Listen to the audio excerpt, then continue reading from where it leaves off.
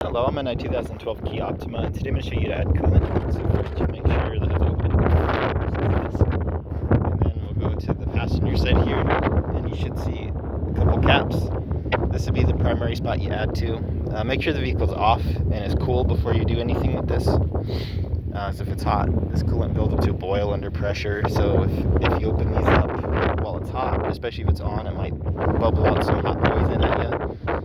But this is cool, so you can open this up, and then there should be fill lines on the side that you can see right the max.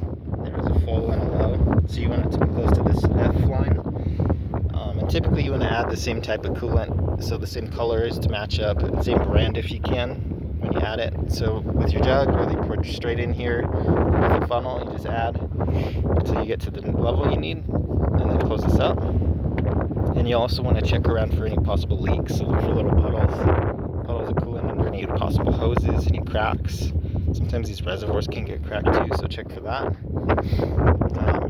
Typically don't need to, but you can add coolant straight to the radiator as well through this cap. Same thing, make sure everything's cool, because you don't want to open this while it's hot. But you'll just push down slightly and twist, and this will open up.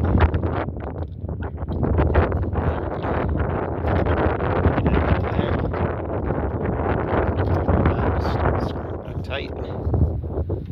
Same thing, check for any leaks. And then another way to check too while the vehicle's running once you're done is you can look under the car to see if there's any coolant starting to puddle underneath. And not to mix that up with water condensation, you can kind of check the color. It should have a slight color to it, and you shouldn't really touch it, but if you do, it'll have a slightly more slick texture to it than just regular water. And then sometimes it's really good stuff too. But yeah, just check around a little, make sure there's no puddles.